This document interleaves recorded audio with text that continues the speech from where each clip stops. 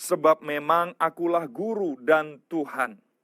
Ada banyak orang mencoba membuktikan bahwa Yesus bukan Tuhan. Ada yang berkata bahwa Yesus diberi gelar ketuhanan oleh Paulus, diberi gelar ketuhanan oleh bapak-bapak gereja, oleh murid-muridnya.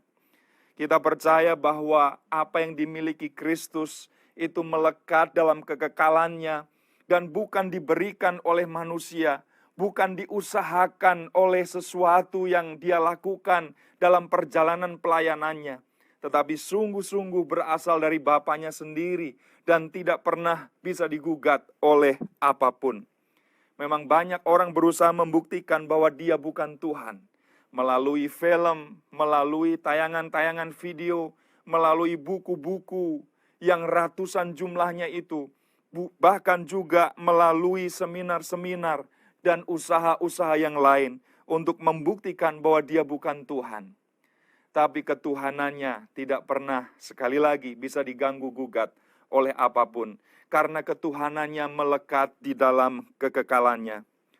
Saudara yang dikasihi Tuhan, pada tahun 2018-2019 yang lalu ada pilkada untuk memilih kepala daerah, juga ada pilpres untuk memilih kepala negara. Dan sampai hari ini kita bisa melihat orang-orang yang terpilih, orang-orang yang duduk di dalam tampuk kekuasaan itu menjalankan tugasnya. Ada usaha-usaha dengan cara apapun untuk tidak mempercayai bahwa mereka adalah wali kota, bahwa mereka adalah gubernur, bahwa mereka adalah presiden. Dan kemudian usaha-usaha itu dilakukan terus-menerus. Tetapi usaha-usaha itu tentu saja adalah hal yang sia-sia. Karena mereka semua terpilih secara sah dan meyakinkan, secara legal, dan tidak melanggar hukum, menduduki posisi-posisi tersebut. Justru sebaliknya, orang-orang yang berusaha mendongkel, menggugat kepresidenan seseorang atau jabatan gubernur seseorang itulah yang akan menemukan ganjalan di dalam hidup mereka. Sebenarnya inilah yang dikerjakan oleh orang-orang yang mencoba untuk mendongkel ketuhanan Yesus, tidak percaya kepada ketuhanan Yesus. Usaha-usaha yang dilakukan itu memang akan terus terjadi, tetapi semuanya akan menjadi sia-sia. Kalau kita lihat di dalam Filipi pasal 2 ayat 6 ayat yang ke-11, dia memiliki kesetaraan dengan Allah, tetapi dia rela menanggalkan semuanya itu. Dia mengosongkan dirinya, turun menjadi manusia sama dengan kita, taat sampai mati di atas kayu salib. Tetapi lihatlah di dalam ayat yang ke-11, bahwa dia akan menerima nama di atas segala nama, yang kepadanya semua orang akan bertekuk lutut. Semua lidah akan mengaku, semua lutut akan bertelut, dan menyatakan bahwa Yesus adalah Tuhan, Raja di atas segala raja, sampai selama-lamanya. Karena itu terimalah Yesus sebagai Tuhan di dalam hidup saudara, dan layani dia, sembahlah dia, melalui semua hal terbaik yang saudara bisa lakukan dan kerjakan. Puji Tuhan, kenaikan Yesus membuktikan bahwa dia adalah Tuhan, penguasa atas alam semesta. Sebab kalau dia bukan Tuhan, tidak mungkin dia bisa bangkit dari antara orang mati, lalu kemudian naik ke sorga. Oh, betapa kita bersyukur, beruntung memiliki juru selamat yang luar biasa, yang adalah Tuhan Allah. Yang kedua, saya melihat bahwa kenaikan Yesus ke sorga membuktikan bahwa Yesus ke sorga untuk menyediakan tempat. Tempat untuk siapa? Tentu untuk saya dan saudara, orang yang percaya kepadanya. Saudara-saudara, kita yakin bahwa Yesus naik ke sorga. Berarti sorga itu benar-benar ada. Karena ada orang yang berpikir sorga itu bukan tempat. Sorga itu cuma suatu keadaan yang indah dan bahagia.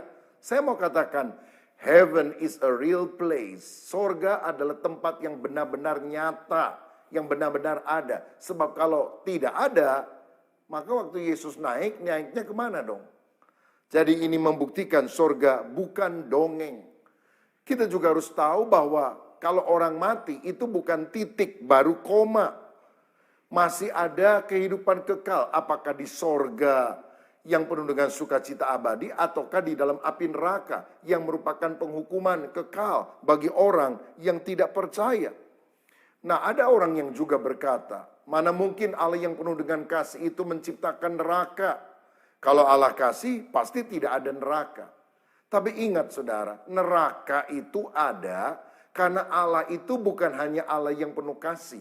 Dia adalah Allah yang kudus.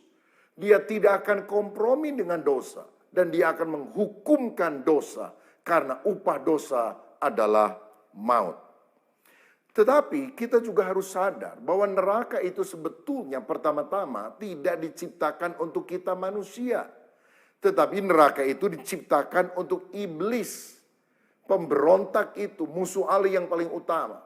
Karena nanti di neraka iblis itu tidak akan menjadi penguasa neraka. Justru dia akan disiksa selama-lamanya. Nah ini kadang ada orang yang berpikir bahwa nanti di neraka yang jadi penyiksanya, yang jadi penguasanya, yang duduk di singgasana, mungkin bawa trisula sambil tertawa, adalah setan. Sama sekali keliru.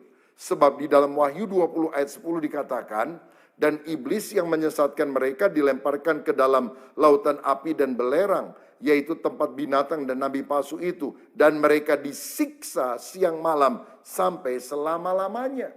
Mereka bukan menyiksa orang lain, mereka yang justru disiksa sampai selama-lamanya. Karena itu kita jangan sampai terperdaya oleh iblis lalu mengikuti si setan tersebut. Karena setan dan seluruh pengikutnya akan disampaikan di dalam api neraka.